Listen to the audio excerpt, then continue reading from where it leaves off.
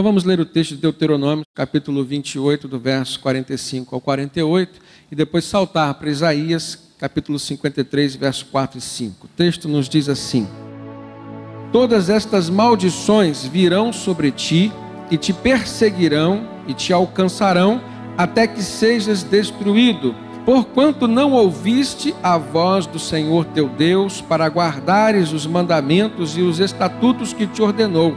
Serão no teu meio, por sinal e por maravilha, como também entre a tua descendência para sempre.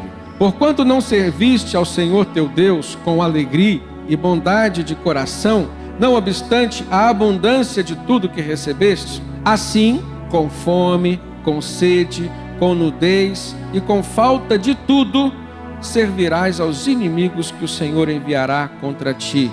Sobre o teu pescoço porá um jugo de ferro, até que te haja destruído. Certamente ele tomou sobre si as nossas enfermidades e sobre si levou as nossas doenças. Contudo, nós o consideramos castigado por Deus, por ele atingido e afligido. Mas ele foi transpassado por causa das nossas transgressões, foi esmagado por causa de nossas iniquidades. O castigo que nos trouxe a paz estava sobre ele, e pelas suas feridas fomos curados. Amados, esse segundo texto fala de uma profecia que o profeta Isaías fez cerca de 700 anos antes de Cristo Jesus, e esta profecia falava de um dos propósitos da vinda de Jesus a este mundo. O primeiro texto falava sobre bênção e sobre maldição. No tempo dos dias de Moisés, em que o Senhor falou para ele dizer ao seu povo como que deveria proceder, como que deveria viver, e se obedecessem os seus mandamentos, os seus estatutos, as bênçãos do Senhor viriam sobre sua família, sobre o seu trabalho, sobre tudo aquilo que estivesse envolvido nas suas vidas. Porém, se eles não obedecessem ao Senhor, eles seriam amaldiçoados com a falta de todas aquelas coisas que Deus enumerou. E o texto nos fala exatamente de um tempo em que Deus permitiu que o seu povo vivesse de forma abundante. E na palavra que Deus deu a Moisés para replicar ao seu povo, disse de uma forma muito clara: por vocês não terem servido ao Senhor teu Deus com alegria, espontaneidade, com fidelidade na palavra, durante os dias em que vocês tinham tudo, ou seja, na prosperidade ou no tempo de abundância, então vão ter que servir agora aos seus inimigos, que Deus permitirá que venham sobre vocês. Mas eu quero refletir nesta manhã, principalmente acerca da profecia de Isaías, que falou sobre a vinda de Jesus como libertador, Jesus como cancelador de toda a maldição que estava lançada sobre o povo de Deus e sobre todos aqueles que haveriam de o aceitar como Senhor e Salvador das suas vidas. E não há como nós olharmos para o ministério de Jesus aqui na terra, se não olharmos para o ápice, para o momento principal e maior da sua vida aqui, que foi quando ele subiu à cruz em nosso favor. E quando nós pensamos na cruz, às vezes nós olhamos de uma forma um tanto quanto limitada, pensando somente no propósito maior da cruz, que era trazer salvação, ou seja, vida eterna, através da remissão de pecados, perdão de pecados, reconciliação com Deus e, por isso, a vida eterna nos céus. Mas há muitas coisas que estão envolvidas no propósito de Deus com a cruz de Cristo Jesus. Há muitos significados. Aquele sacrifício que Jesus fez na cruz foi um sacrifício substitutivo. Entendam esta palavra. Tudo aquilo que Jesus passou estava reservado para nós. Vergonha, dor, injustiça. Mas Jesus assumiu sobre si tudo aquilo que estava reservado a nós, inclusive a nossa condenação, para que nós pudéssemos ter vida. Então, eu enumerei aqui pelo menos 5 características importantes dessa substituição feita em Cristo Jesus lá na cruz.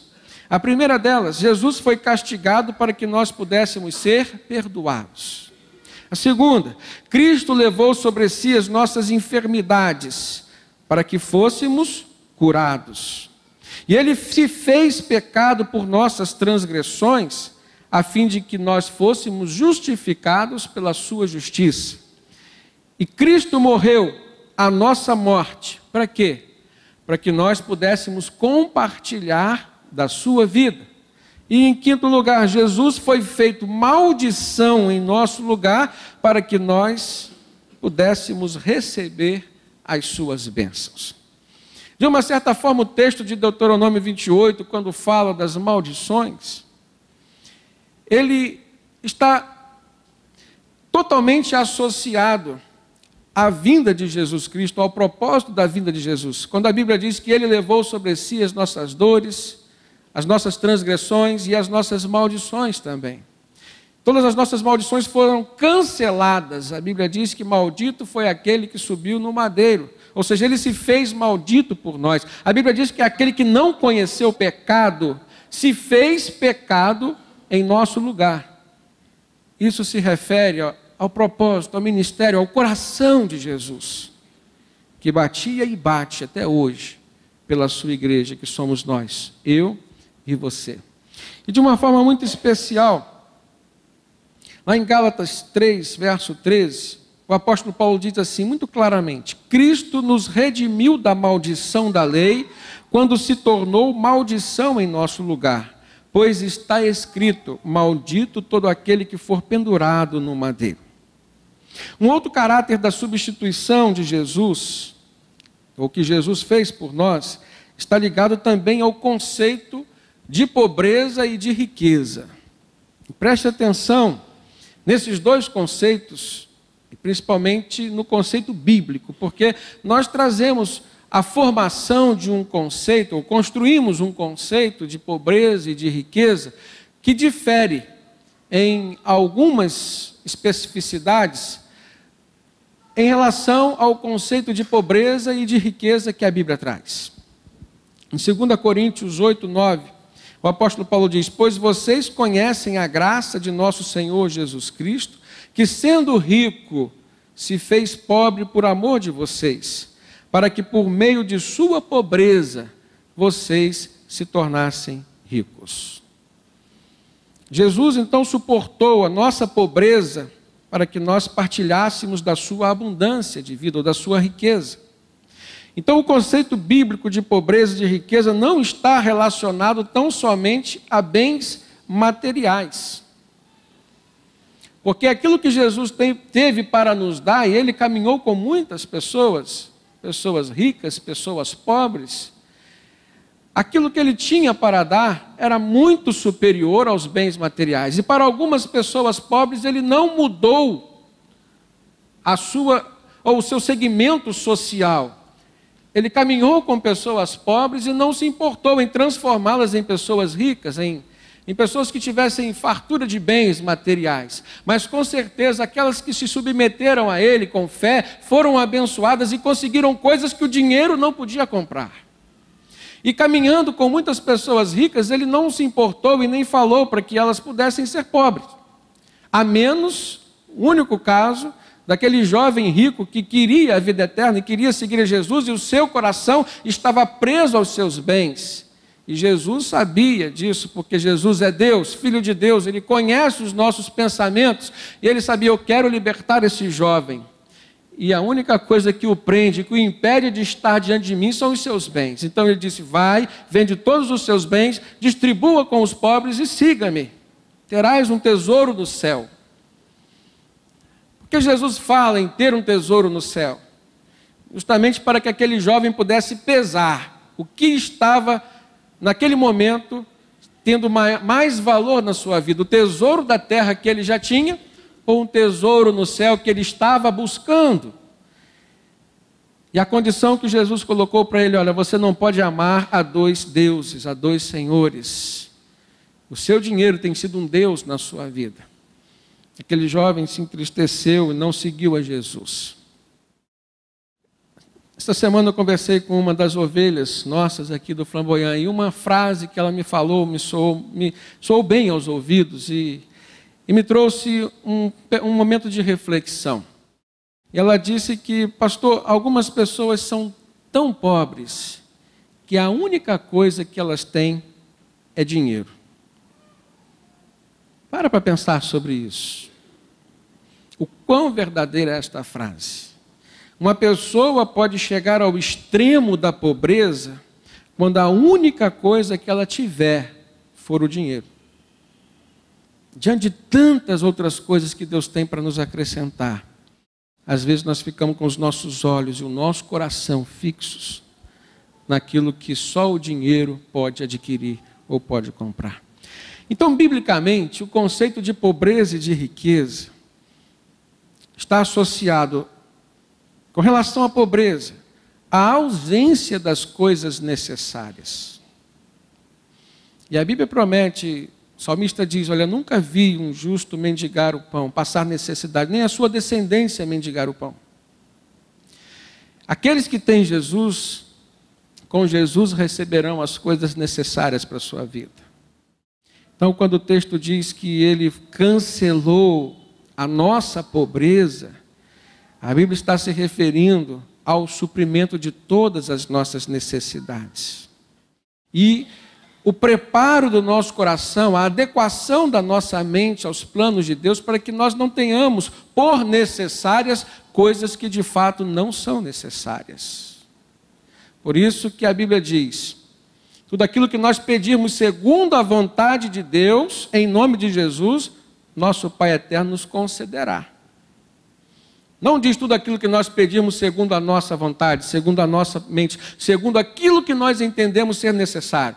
Ela nos ensina que tudo aquilo que nós pedimos segundo a mente de Cristo, que de fato conhece o que é necessário a nós, isso sim, em nome de Jesus, nos será concedido. É promessa de Deus e vai acontecer, amados. E ao conceito de riqueza, a Bíblia fala muito o termo abundância. Então a riqueza está associada à abundância daquilo que é necessário para nós. Ou seja, é rico quem tem para si e para dividir com os outros. Eu tenho abundantemente aquilo que é necessário para a minha vida, a ponto de eu poder dividir com tranquilidade. Então ser rico é ter o que é necessário para si, com sobra, para dar aos outros. Jesus não tinha dinheiro. Ele disse, o Filho do Homem não tem nem onde reclinar a cabeça. Mas ele alimentou 5.000 pessoas, com pães, com peixes, e ainda sobraram 12 cestos. Jesus não tinha dinheiro para pagar médicos, mas ele curou muitas pessoas, e a Bíblia não diz que ele ficou enfermo. O único momento em que ele assumiu as nossas enfermidades foi na cruz, quando ele esteve no nosso lugar. Mas ele curou muitas pessoas, ressuscitou outras pessoas e Deus o ressuscitou. Então, quem foi o homem mais rico da face da terra? Jesus Cristo. Aquele que tinha o poder sobre a morte e sobre a vida. E nós, muitas vezes, nos deparamos com esta realidade. A realidade feliz, naquela que nós vemos em Jesus, uma possibilidade de nós crescermos mentalmente, espiritualmente, nos enriquecermos das coisas que o dinheiro não pode comprar. E de uma forma triste, às vezes nós nos deparamos com uma outra realidade. A realidade na qual está imerso o nosso coração, o nosso estado de vida, o que ou pelo que nós estamos passando. E às vezes, irmãos, nós identificamos uma pobreza extrema em nosso coração. Às vezes nós identificamos momentos nas nossas vidas em que os nossos valores ainda estão apegados aos bens materiais tão somente. Mas a Bíblia nos fala e nos mostra que há um propósito de Deus para nos fazer viver de forma abundante. 2 Coríntios 9:8, o apóstolo Paulo diz, e Deus é poderoso para fazer que lhe seja acrescentada toda a graça, para que em todas as coisas e em todo o tempo, tendo tudo o que é necessário, vocês possam transbordar em toda boa obra. Então, o conceito de riqueza está também contemplado aqui nesse texto. É você ter tudo o que é necessário e viver transbordante naquilo que é obra do Senhor na sua vida. É viver feliz. E é nessa hora que a gente vê pessoas que ganham muito pouco em termos de dinheiro, vivendo de uma forma abundantemente feliz. E a gente vê pessoas que ganham muito em termos de dinheiro e vivendo de uma forma muito pobre, ou seja, com escassez de felicidade, escassez de tranquilidade, um excesso de ansiedade na sua vida, excesso de aflição. E essa é uma realidade que às vezes nós nos deparamos, irmãos. E é uma lição que nós precisamos tirar diante desse cenário que nós vemos na Bíblia. Que toda promessa de Deus com relação à riqueza ou abundância de vida e de bens também, materiais, elas estão relacionadas ao serviço que Deus reservou para nós diante da obra que Ele tem para ser realizada aqui através da minha mão ou das suas mãos. E nós vemos isso quando o apóstolo Paulo escreve aos Filipenses. Filipenses 4, do verso 15 ao 19. Nós vamos ver o apóstolo Paulo escrevendo aos cristãos da cidade de Filipos. E ali, ele começa a agradecer toda a oferta, toda a gratidão que aqueles crentes estavam tendo com relação à obra do Senhor, no sentido de prover os missionários com o que era necessário para que a obra de Deus pudesse ser feita. Então, no verso 15, ele diz assim: como vocês sabem, filipenses, nos seus primeiros dias no Evangelho, quando parti da Macedônia, nenhuma igreja partilhou comigo no que se refere a dar e receber, exceto vocês. O que Paulo está fazendo aqui, explicitamente é uma palavra de gratidão, mas implicitamente é uma denúncia. De todas as igrejas, uma única igreja, a igreja de Filipos, foi a que ofertou, foi aquela que abraçou a obra da pregação do Evangelho, foi aquela que se importou em prover o missionário, foi aquela que se envolveu, não só em amor, mas com todo o seu ser. E nós entendemos, irmãos, que o amor nos faz nos envolver com tudo o que temos e com tudo o que somos. Uma pessoa que ama de verdade, ela se importa, ela se dedica, ela se preocupa, ela se esforça. A nossa referência de amor aqui na terra é o amor de pai, o amor de mãe. E os nossos pais, na maioria das vezes, porque também são humanos, essa referência é uma referência humana e pode variar de família para família, mas a referência que eu trago comigo no meu coração é de um amor de mãe, de um amor de pai que seria capaz de dar a vida deles pela minha vida. Então, Paulo agradece aos filipenses porque eles se importaram. E faz uma denúncia que as outras igrejas, os outros cristãos de outras cidades não se importaram. E aí Paulo diz no verso 16: pois estando eu em Tessalônica, uma outra região, vocês me mandaram ajuda, não apenas uma vez, mas duas, quando tive necessidade. Mas não que eu esteja procurando ofertas, não que eu esteja procurando dinheiro, mas o que pode ser creditado na conta de vocês. Ou seja, o que vocês fizeram, vocês não estão fazendo para mim, vocês estão fazendo para o reino de Deus. A oferta que vocês dão é uma oferta que expressa o amor de vocês pelo reino. É isso que Paulo está dizendo aqui. E no verso 18 ele diz: recebi tudo e o que tenho é mais que suficiente. Então Paulo estava dizendo que estava vivendo abundantemente naquele momento. Eu estou amplamente suprido, agora que recebi de Epafrodito os donativos que vocês enviaram para mim. Elas são uma oferta de aroma suave, um sacrifício aceitável e agradável a Deus. Agora olha o verso 19 com carinho. Paulo diz assim: então, o meu Deus, segundo as suas riquezas, suprirá todas as vossas necessidades de glória em glória, através de quem? De Cristo Jesus. Então, o momento em que a Bíblia nos traz essa promessa de provisão, de suprimento, é o momento em que a Bíblia associa esse galardão, ou esta recompensa terrena, àquilo que nós fazemos. Então, se Deus nos dá, existe um propósito na vida, ou seja, nessa bênção de Deus, para a nossa vida, de que nós sejamos bênçãos também. Que aquilo que vem a nós possa chegar aonde Deus deseja que chegue. Irmãos, há pessoas necessitadas. Eu agora não quero me ater à questão do dinheiro em si, questão material.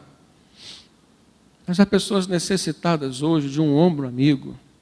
Há pessoas necessitadas de um conselho centrado na palavra. Há pessoas necessitadas de carinho. Há pessoas necessitadas de um ouvido, de alguém que lhes ouça, de alguém que lhes dê um tempo para que sejam ouvidas. E tudo isso é uma oferta de dedicação que nós podemos fazer. Sabe por quê? Da mesma forma que o dinheiro que é de Deus e passa por nós, e às vezes Deus quer que alcance uma pessoa necessitada que está tão próxima a nós. E por que Deus quer que passe por nós? Para que aquela pessoa necessitada possa saber que aquele dinheiro veio de Deus. Existe uma diferença quando alguém é abençoado com um bem material e o canal pelo qual aquela bênção chegou até a sua vida veio ou por um servo de Deus, alguém que confessa Jesus, alguém que fez no amor de Jesus. Há uma diferença entre esse canal e o canal de uma pessoa, por exemplo, que traz um interesse pessoal consigo mesmo de dar para que possa receber depois, por exemplo. Dar por interesse. O cristianismo é a única religião na face da terra que nos ensina a dar por amor, dar sem receber. Mais do que dar, às vezes nos ensina também a receber o que vem de mal para a nossa vida e não retribuir o mal. Se uma religião diz que nós devemos receber o mal e retribuir o mal com o bem, Jesus falou, se alguém bater na sua face, dê a outra. Imagine, irmãos, no que diz respeito a dar aquilo que Deus já nos deu. E da mesma forma que entendemos com as coisas materiais, se dá também no campo emocional e no campo espiritual. Jesus te deu salvação para que você pudesse ser um canal de salvação aos perdidos. Para que o evangelho que você aceitou, que você recebeu um dia e te salvou, também possa chegar a uma pessoa que está perto de você. E o evangelho de Deus não vai chegar a alguém que não o tenha recebido. Essa é a grande questão. Por isso que Deus escolheu você.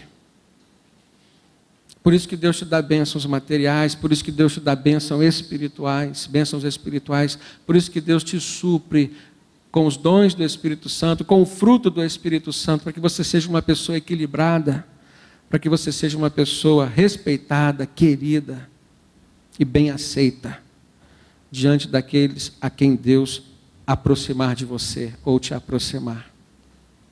Irmãos, a palavra de Deus nos leva a pensar sobre essa responsabilidade social que nós temos. Mas antes, uma responsabilidade espiritual. Entende o que a Bíblia nos mostra? A responsabilidade é social, as pessoas carentes estão ao nosso redor.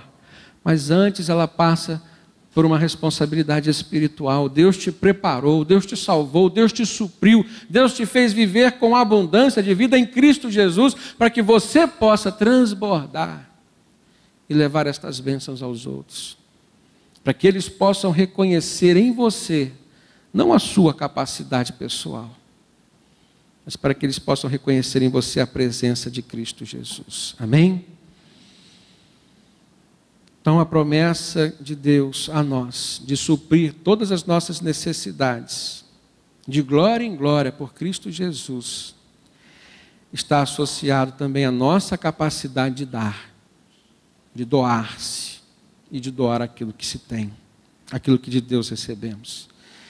E é por isso que no texto que nós lemos em Deuteronômio 28, 45, em que Deus lança a maldição sobre o seu próprio povo, sobre aqueles que não o obedecessem, sobre aqueles que não andassem segundo os seus preceitos, segundo os seus estatutos. Nesse momento, Deus fala, olha, uma vez que vocês não serviram com júbilo, com alegria ao Senhor e ao seu Deus na época da prosperidade, ou seja, no tempo da abundância, então vai ser em meio à fome, diz o texto, vai ser em meio à sede, vai ser em meio à nudez e à pobreza extrema, que vocês servirão aos inimigos que o Senhor permitirá contra vocês. Existe então nesse texto, nós olhamos, pelo menos 4 maldições que Deus nos permite experimentar, e o porquê de Deus nos permitir experimentar essas 4 maldições é o fato de nós não reconhecermos que o que temos e o que somos veio dele, e o fato de nós não colocarmos à disposição dele e do seu reino aquilo que dele recebemos. É claro, porque vocês não me serviram com alegria no tempo da prosperidade, no tempo da abundância. Agora vocês vão ter que me servir aos inimigos que eu vou permitir chegar a você. Com o quê? Com fome, com sede, com nudez e com pobreza extrema. Agora eu quero dizer uma coisa para os irmãos. Nós estamos presos a essa maldição? A palavra de Deus nos diz o quê? Que toda maldição para aqueles que foram entregues, ou que se entregaram a sua vida a Jesus, para aqueles que vivem com Jesus, toda maldição foi cancelada na cruz. Então, embora às vezes isso tente ser uma realidade na nossa vida, irmãos, em Cristo Jesus nós podemos nos refugiar. Agora, olha como que a cruz de Cristo traz esse significado, até mesmo com relação a estas coisas materiais. Pense comigo no dia em que Jesus foi à cruz. Quando ele subiu à cruz, ele estava há 24 horas sem se alimentar.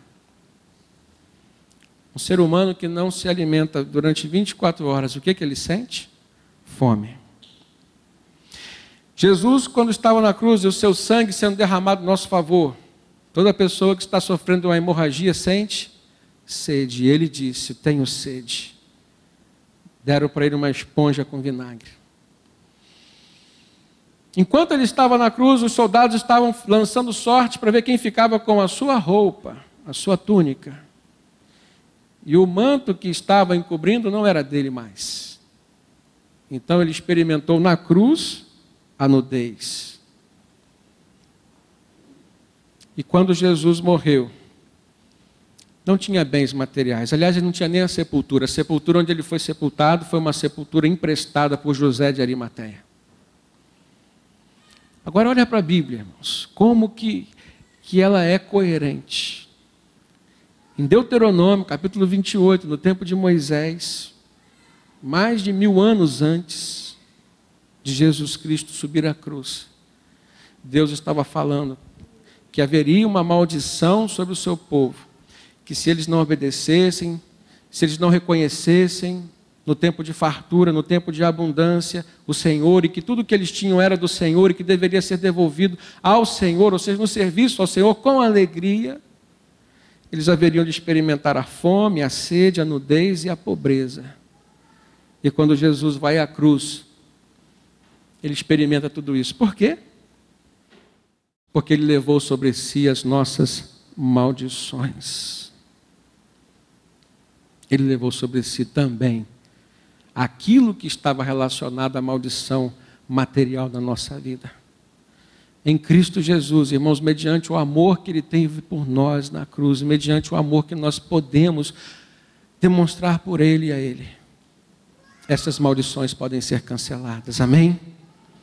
É por isso que em João 10:10, Jesus diz: o ladrão vem para matar, roubar e destruir, mas eu vim para que tenham vida, e vida com abundância, irmãos. A vinda de Jesus, a sua subida à cruz, nos alcançou de forma completa. Existem 3 estágios na vida de um homem, e eu poderia dizer um homem cristão, ou seja, antes dele ser cristão, de se tornar um cristão e depois. 3 estágios com relação a essa experiência no campo material com Deus, que é uma experiência material, mas que tem raízes espirituais. O primeiro estágio é a fase da insuficiência. É quando ele não conhece Jesus.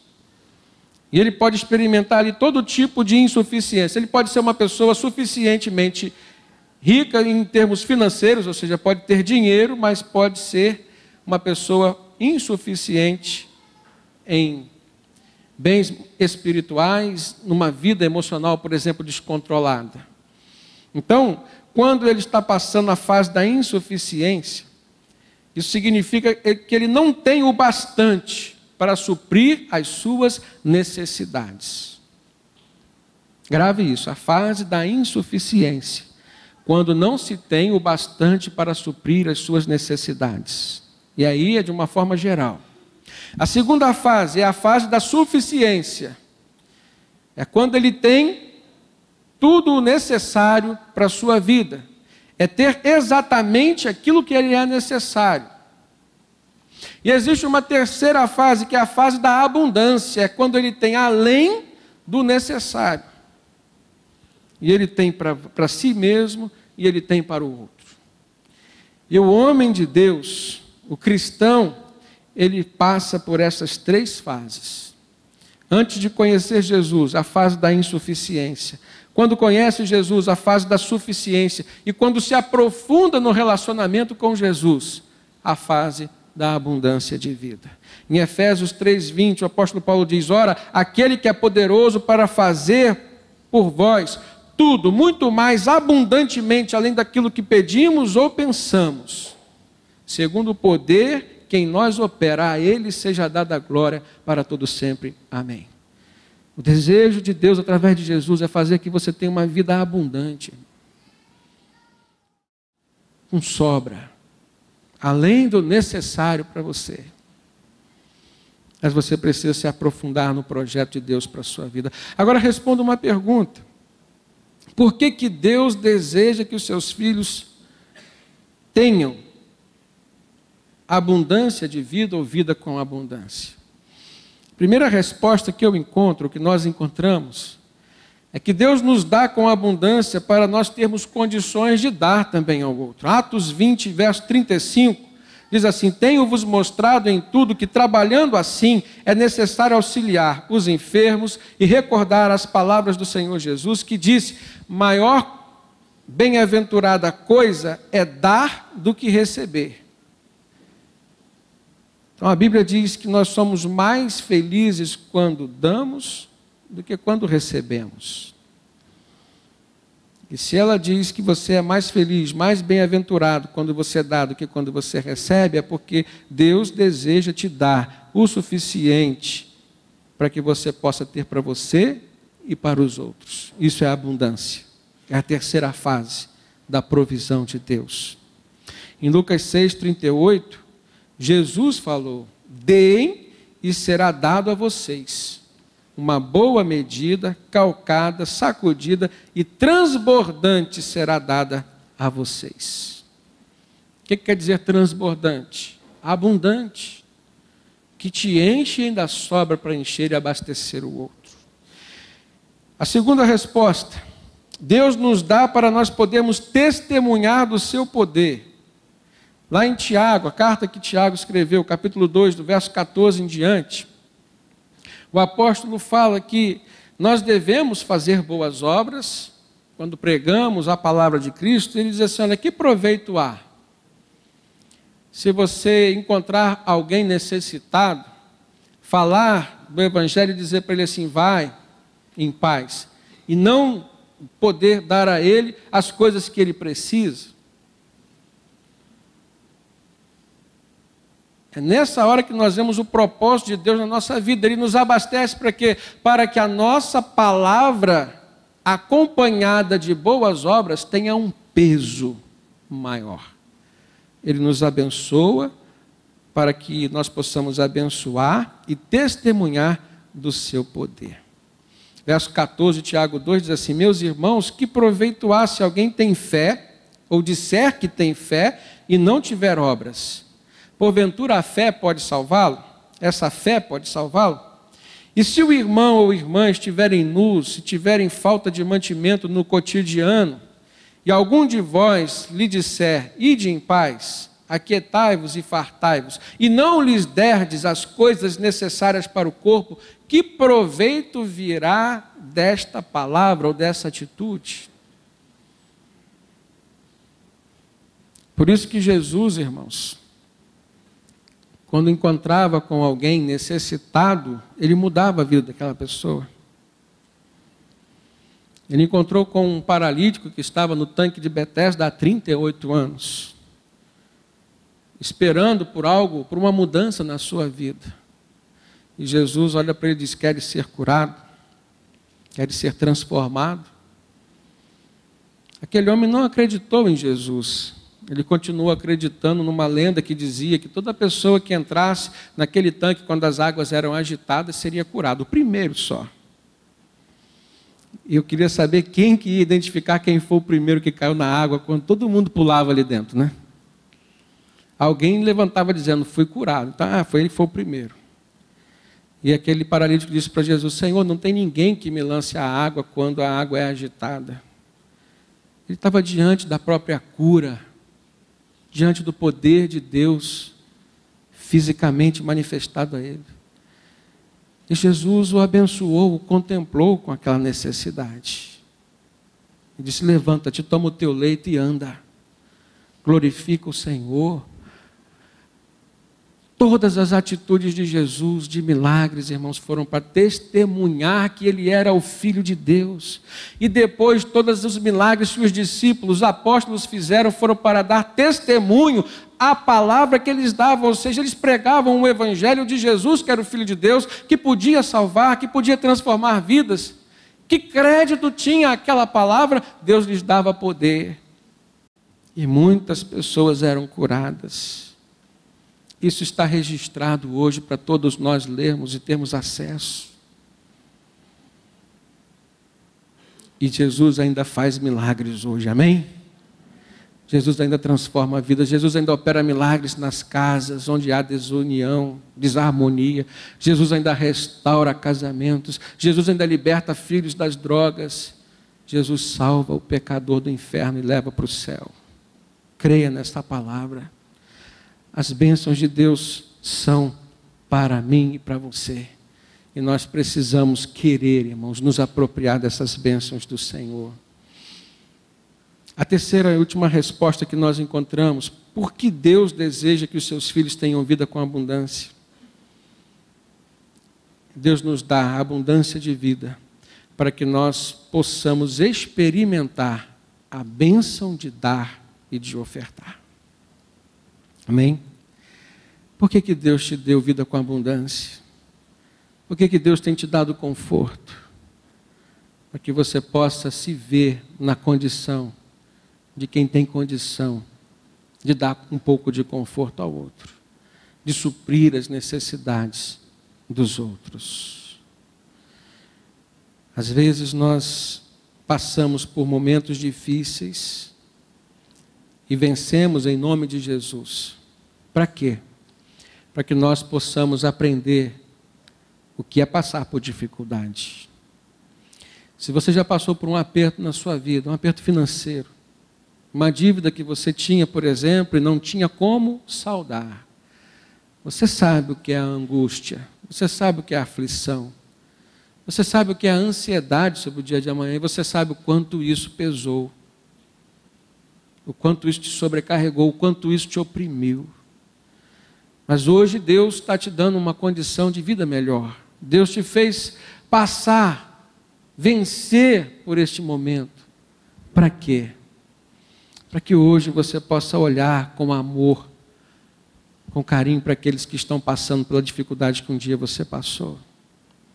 Realmente, só realmente, quem tem o amor de Jesus sabe olhar para o necessitado e ter compaixão por ele. Talvez você tenha passado por uma crise no seu casamento um dia, ou algumas crises, algumas vezes, e você já sabe qual é a dor de um coração ferido, de um coração partido, de um coração traído. Para quê? E hoje você venceu. Mas Deus te permitiu passar por isso e te deu a vitória, para que hoje o seu coração possa se compadecer, orar, interceder por alguém que está passando por essa mesma dificuldade que um dia você passou. Um dia você estava na condição de um pecador condenado ao inferno. E o Espírito Santo tocou no seu coração e você aceitou Jesus como seu Salvador. E hoje você vive uma condição de uma pessoa que já tem a salvação e a vida eterna nos céus. Para quê? Para que você possa olhar com compaixão, com misericórdia e amor pela vida daqueles que ainda estão condenados ao inferno. E foi isso que motivou o coração de Jesus. Foi isso que motivou toda a atitude de Jesus. E esse é o propósito de Deus, para trazer abundância para a sua vida. Mudar o seu coração em primeiro lugar, para depois mudar a sua vida em total. A mudança que Jesus traz, através do Espírito Santo, ela acontece de dentro para fora. E você hoje é uma pessoa que Deus tem chamado a mudanças. Mudança de pensamento, de coração e de atitudes. Glorifique a Deus com o que você tem. Glorifique a Deus com o que você é. Estenda a mão e o coração a quem necessita. E você vai ver os milagres de Deus continuando a acontecer na sua vida. Amém?